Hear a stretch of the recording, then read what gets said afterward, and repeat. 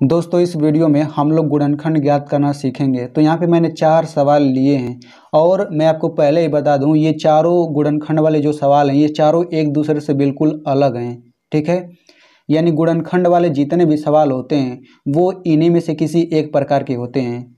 यानी अगर आप इन चारों सवालों को अच्छे से समझ लेते हैं तो फिर गुणनखंड वाला कोई भी सवाल ऐसा नहीं बचेगा जिसे आप नहीं हल कर सकें। तो ये वीडियो आप लोगों के लिए बहुत ही महत्वपूर्ण है, बस आप इस वीडियो को अंत तक देखिए क्योंकि इस वीडियो के अंत में मैं आपसे एक सवाल पूछूंगा। और अगर आप मैथ में कमज़ोर हैं तो फिर डरने की कोई बात नहीं है क्योंकि इसमें मैं बिल्कुल जीरो लेवल से बताने वाला हूँ, जीरो लेवल से समझाऊंगा और हर एक को समझ में आ जाएगा, इतना मैं गारंटी के साथ कह सकता हूँ। तो चलिए हम हल करते हैं पहला प्रश्न। तो पहला प्रश्न है क्या, x² + 5x + 6। ठीक है, तो इसमें सबसे पहले हम क्या करते हैं कि जो लास्ट में संख्या दिया रहता है उसका हम लोग गुणा करते हैं, x² के पहले जो संख्या है उसमें गुणा करते हैं। ध्यान से सुनिए, सबसे पहले हम जो लास्ट में अंक दिया रहता है उसका गुणा x² के पहले जो अंक होता है उसमें हम लोग गुणा करते हैं। तो आप लोग कहेंगे कि यहाँ पे इसके पहले तो कुछ भी अंक नहीं है तो कैसे गुणा कर सकते हैं। तो इसके पहले कोई अंक नहीं है तो हम यहाँ पे 1 लिख सकते हैं। और 1 क्यों लिख सकते हैं वो भी मैं आपको बता देता हूँ। तो देखो यहाँ पे, देखो इसको, यहाँ पे 5x है तो ये 5x जो है इसका मतलब ये होता है कि इनके बीच कोई चिन्ह नहीं है। तो जब कोई चिन्ह नहीं रहता तो इसके बीच गुणा होता है। तो 5x को हम लिख सकते हैं 5 × x। ठीक है, ये दोनों बराबर है यानी कि 5x = 5 × x, ये इतना होता है। तो ठीक वैसे यहाँ पे अगर हम 1x² लिखते हैं तो इसका मतलब ये होगा 1 × x²। और 1 का गुणा हम किसी में करते हैं तो वो कितना होता है, सेम वही संख्या रह जाता है। तो 1 का गुणा इसमें करोगे तो कितना आ जाएगा, x² आ जाएगा। तो हम x² लिखें या फिर 1x² लिखें, दोनों बात बराबर है। ठीक है, अब यहाँ पे देखो तो 6 का गुणा 1 में कर दो तो कितना आ जाएगा, ये हमारा 6 आ जाएगा। तो सबसे पहले आपको गुणा करके यहाँ पे लिख लेना है। तो अब 6 आ गया। अब इसके बाद आप लोग ध्यान से सुनिए, अब जो गुणा करने के बाद संख्या आता है इसको हमें ऐसे दो संख्याओं में तोड़ना रहता है जिनका गुणा करें तो 6 आ जाए और जिनको जोड़ें या फिर घटाएं तो ये आना चाहिए, x के पहले वाला जो अंक है उतना आना चाहिए। फिर से सुन लीजिए कि हम लोग सबसे पहले गुणा करते हैं और गुणा करने के बाद जो संख्या आता है उस संख्या को ऐसे दो संख्या में तोड़ना रहता है जिनका गुणा करें तो 6 आ जाए और जिनको जोड़ें या फिर घटाएं तो हमारा +5 आना चाहिए। ठीक है, तो चूंकि यहाँ पे प्लस है तो यहाँ पे प्लस है तो उन दोनों संख्याओं को जोड़ करके हमें +5 लाना रहेगा। तो यहाँ पे 6 को हम क्या लिख सकते हैं, देखिए 6 को हम 2 × 3 लिख सकते हैं क्योंकि 2 का 3 में गुणा करेंगे कितना आएगा, 2 × 3 = 6 आ जाएगा। अब देखिए अगर हम 2 और 3 को जोड़ दें तो ये 5 नहीं आ जाएगा। तो लिख लेते हैं 2 + 3, ये आ जाता है कितना, 5 आ जाता है। अब देखिए कोई भी संख्या होता है उसके पहले अगर कोई चिन्ह नहीं है तो हम उसके पहले प्लस चिन्ह लगा सकते हैं। तो सबसे पहले आपको वो दो संख्याएं खोज लेना है। तो यहाँ पे मैंने वो दोनों संख्याएं खोज लिया है, 2 और 3 है। उसके बाद इनका योग करने पर यहाँ पे 5 आ रहा है, इसको +5 भी बोल सकते हैं। अब इसके संख्याएं जब खोज लिया तो उसके बाद हमें क्या करना होगा, हमें ये दूसरा समीकरण लेना होगा। ठीक है, तो इसको हम लोग वैसे ही लिख लेते हैं। तो ये हमारा हो जाएगा x² और इसको लास्ट वाला ऐसे ही लिख लेते हैं, यानी कि पहला उतार लेंगे लास्ट वाला उतार लेंगे। उसके बाद इस पूरे 5x के जगह हम ये पूरा इतना लिख लेंगे, लेकिन इसमें हम बस x लगा देंगे। तो +2 है तो +2x हो जाएगा, ये +2x। यहाँ पे +3 है तो +3x हो जाएगा। ठीक है, आप देख भी सकते हैं कि इन दोनों को जोड़ेंगे तो +5x आ जाएगा। अब इसके बाद देखिए यहाँ पे 1 2 3 4 पद बन रहा है तो यहाँ पे 2 2 का जोड़ा हम बना सकते हैं। तो आप ऐसे ही 2 2 का जोड़ा बना लीजिए। अब इसके बाद क्या करना रहता है, इन दोनों में हम कॉमन लेते हैं। अब कॉमन क्या होता है, तो कॉमन वो होता है जो इन दोनों में होता है। तो आपको इन दोनों में क्या दिख रहा है, x दिख रहा है तो हम x कॉमन होगा। जो कॉमन होता है वो कोष्टक के बाहर होता है। ठीक है, अब जो कॉमन लेते हैं उतने से हम इन दोनों में भाग देते हैं। तो x से इसमें भाग देंगे तो कितना बचेगा, x बच जाएगा। फिर प्लस x से इसमें भाग देंगे तो कितना आ जाएगा, 2 आ जाएगा। तो ये हम लोग ये कॉमन हमने x ले लिया। अब आप कैसे जानेंगे कि हमने सही कॉमन लिया है? तो इनका गुणा करने पर इतना ही आ जाना चाहिए। देखिए एक्स का एक्स में गुणा करेंगे तो एक्स स्क्वायर आ गया, एक्स का 2 में करेंगे तो 2x आ जाएगा। ठीक है, अब देखो इसके बाद ये जो कोष्टक रहता है इतना ही हम लोग यहाँ पे लिख लेते हैं, x + 2, यही वाला सेम यहाँ उतार लेते हैं। अब यहाँ पे आपको थोड़ा सा दिमाग लगाना है कि इसमें किस संख्या से गुणा करें कि ये ऊपर वाला दोनों आ जाए। तो यहाँ पे चूँकि 3x है, यहाँ पे केवल x है, तो अगर हम +3 से गुणा कर दें तो ऊपर वाला दोनों आ जाएगा। देखिए 3x हो जाएगा यहाँ से, और 3 का 2 में गुणा करेंगे तो 6 आ जाएगा। अब इसके बाद आपको क्या करना होगा, x + 2 यहाँ पे दोनों सेम है तो इसको एक कोष्टक में लिख लीजिए। ये हमने लिख लिया।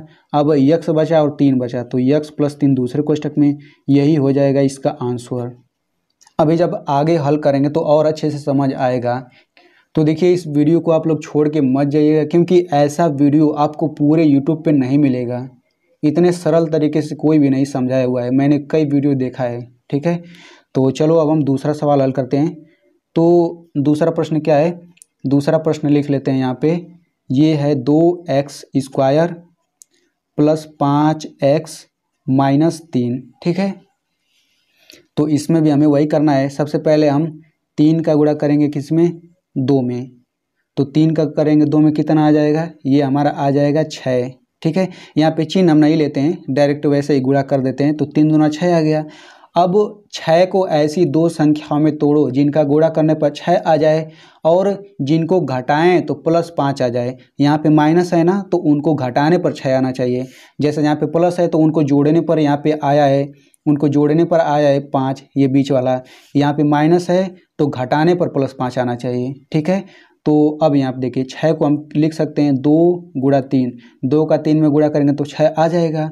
अब चूंकि घटा करके +5 चलाना है तो 2 में से 3 घटाएंगे तो -1 आ जाएगा।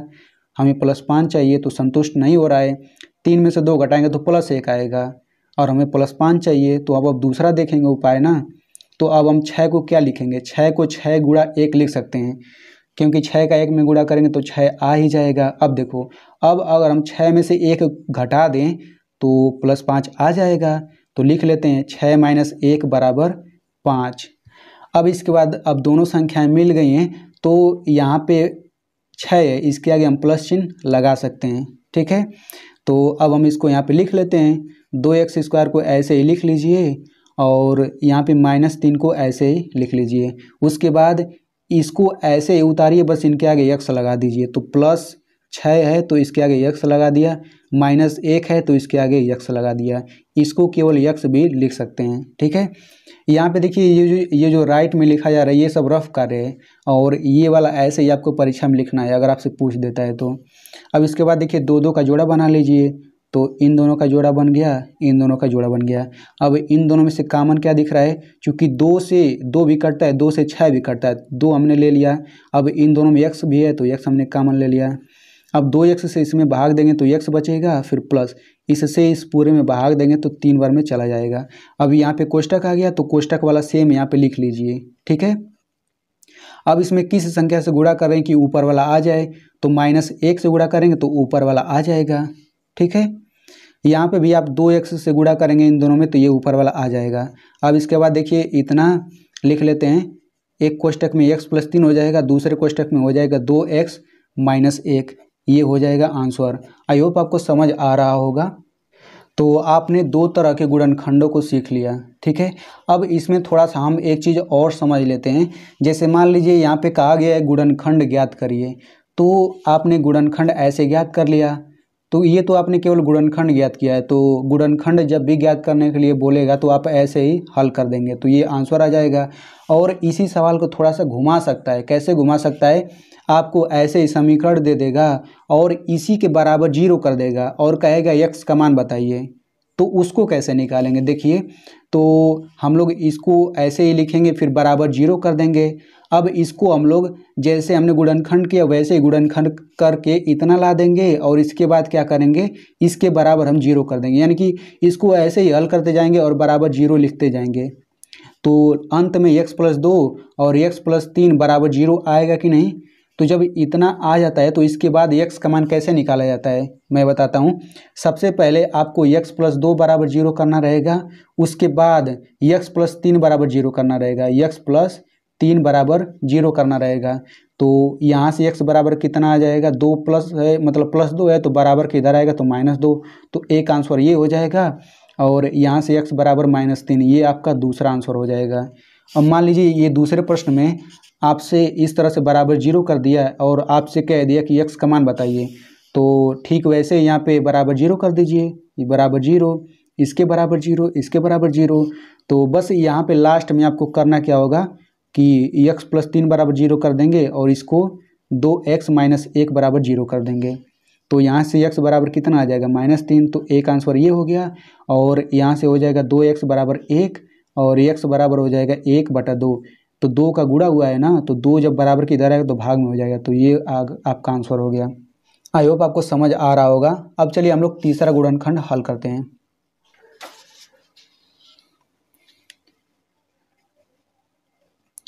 तो तीसरा कहा गया है 3x² - 4x - 4।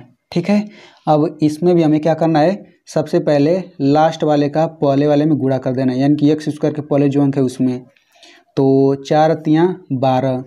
अब 12 को ऐसी दो संख्याओं में तोड़िए जिनको गुणा करें तो 12 आ जाए, और यहाँ पे माइनस है तो जिनको घटाएं तो -4 आ जाना चाहिए। ठीक है, तो यहाँ पे देखिए सबसे पहले आप ये जान लीजिए कि हम लोग कब दो संख्याओं को घटाते हैं तो वो ऋण में आता है। तो जब हम छोटी संख्या में से बड़ी संख्या को घटाते हैं तो वो हमेशा ऋणात्मक संख्या आती है। एग्जाम्पल के लिए अगर मैं 1 में से 4 घटाता हूँ तो छोटी संख्या में से बड़ी संख्या घटाया तो ये हमारा -3 आएगा। ठीक है, अब इतना समझ लीजिए। अब हम इसको हल करते हैं। तो 12 को हम लिख सकते हैं 3 × 4, 3 चौक 12 होता है। और यहाँ पे चूँकि घटा करके हमें -4 लाना है, तो अगर हम 3 में से 4 घटा दें तो -1 आएगा, हमें -4 चाहिए, यानी कि ये गुणनखंड नहीं होगा। तो अब हम 12 को लिख सकते हैं 2 × 6, यानी कि ऐसे ही आपको चेक करना रहता है। तो 12 को लिखेंगे 2 × 6, 2 छक्का 12 हो गया। अब देखिए अगर हम 2 में से 6 को घटा दें तो कितना आएगा, -4 आ जाएगा, और हमें -4 चाहिए था। इसका मतलब हमारा ये जो होगा ये सही होगा। अब इसके पहले हम प्लस चिन्ह लगा देते हैं और ऐसे यहाँ पे उतार लेते हैं। तो 3x² तो ऐसे ही रहेगा, ये -4 ऐसे ही रहेगा। बस हमें क्या करना रहेगा, इस -4x की जगह हम पूरा लिख देंगे इतना और इनके आगे x लगा देंगे, तो +2x हो गया, -6x हो गया। अगर आप इसको भी हल करेंगे तो देखिए -4x आ जाएगा। 2x में से 6x घटाएं तो -4x आ जाएगा। अब 2 का जोड़ा बना लीजिए। ठीक है, इन दोनों में से x कॉमन है, x कॉमन ले लेते हैं तो बचेगा कितना, 3x बचेगा, फिर प्लस यहाँ पे बच जाएगा 2, और यही कोष्टक वाला लिख लेते हैं 3x + 2। अब इसमें किस संख्या से गुणा करें कि ऊपर वाला आ जाए, तो -2 से गुणा करेंगे तो ऊपर वाला आ जाएगा। ठीक है, तो यहाँ से एक कोष्टक में हो जाएगा 3x + 2 और दूसरे कोष्टक में हो जाएगा x - 2, तो ये हो जाएगा आंसर। ठीक है, अब चलिए हम लोग चौथा हल कर लेते हैं। तो चौथा प्रश्न क्या है, तो चौथा प्रश्न है 6x² - 7x + 2। ये सबसे ज़्यादा इंटरेस्टिंग है, तो इसको आप लोग देखिए। इसमें भी हम लोग सबसे पहले क्या कर देंगे, 2 का गुणा इसमें कर देंगे 6 में, तो कितना आ जाएगा, 12 आ जाएगा। अब देखिए 12 को ऐसी दो संख्या में तोड़िए जिनको गुणा करें तो 12 आ जाए और उनको जोड़ें तो -7 आना चाहिए। अब कहेंगे दो संख्याओं को जोड़ें कैसे कि माइनस में आ जाए, तो ऐसा भी होता है जब दोनों ऋणात्मक संख्या को जोड़ोगे तो माइनस में ही आएगा। जैसे -1 में -2 जोड़ोगे तो कितना आएगा, -3 आएगा। -3 में -2 जोड़ोगे तो कितना आएगा, -5 आएगा। बस, तो अब 12 को ऐसी दो संख्या में तोड़ो जिनका गुणा करने पर 12 आ जाए, जिनको जोड़ें तो -7 आना चाहिए। ठीक है, तो देखो 12 को हम लिख सकते हैं 12 को लिख सकते हैं 3 चौक 12, 3 चौक 12 होता है कि नहीं। अब यहाँ पे देखिए इनको जोड़ें तो -7 कब आएगा, जब इनके आगे माइनस चिन्ह लगा दें। तो देखिए -3 में अगर -4 जोड़ दें तो हमारा -7 आ जाता है। ठीक है, यानी कि ये संतुष्ट करता है इसको। तो अब हम इसको ऐसे यहाँ पे उतार लेते हैं। तो ये 6x² हो गया, ये हो गया +2 और इसको हम लोग यहाँ पे उतार लेते हैं, बस इनके आगे x लगा लेते हैं, तो ये हो जाएगा -3x -4x। अब यहाँ पे इन दोनों में से कामन आप ले लीजिए। तो दोस्तों यहाँ पे कामन लेने से पहले मैं आपको एक बात बोलना चाहता हूँ कि इतने सरल तरीके से समझाने के लिए इसके पीछे बहुत मेहनत लगता है। तो आप इस वीडियो को कम से कम एक लाइक कर दीजिए और इस वीडियो को अपने दोस्त के साथ ज़रूर शेयर करिएगा, क्योंकि उसको भी ये अच्छी तरह से समझ आ जाएगा। ठीक है, अब चलिए यहाँ पे हम इन दोनों में से कामन ले लेते हैं। क्या कामन लेंगे? चूँकि 3 से 6 भी कटता है, 3 से 3 भी कट जाता है, 3 हम ले लेंगे और x दोनों में दिख रहा है तो x ले लेते हैं। तो यहाँ से हो जाएगा 2x फिर -1। अब यहाँ पे सेम हम यहाँ पे लिख लेते हैं, 2x -1 हो गया। इसमें किस संख्या से गुणा करेंगे ऊपर वाला आ जाए? तो -2 से गुणा करेंगे तो ऊपर वाला आ जाएगा। ठीक है, आप गुणा करके देख भी सकते हैं। तो एक कोष्टक में हमारा हो जाएगा 2x -1, दूसरे कोष्टक में हो जाएगा 3x -2। तो ये हो गया आंसर। तो दोस्तों अब हमने तो चारों सवाल हल कर लिया, अब आपकी बारी आती है। तो आपको मैं एक सवाल देता हूँ, उसका गुणनखंड करके आप कमेंट सेक्शन में ज़रूर जवाब दीजिएगा। तो लिख लीजिए 6x² -7x -3। तो इसका आप लोग आंसर दीजिए, लेकिन सबसे पहले आंसर देने के बाद तब कमेंट पढ़िएगा, नहीं तो आप कमेंट पढ़ेंगे तो पहले ही जवाब दिख जाएगा। तो आज के लिए बस इतना ही, मिलते हैं अगले वीडियो में।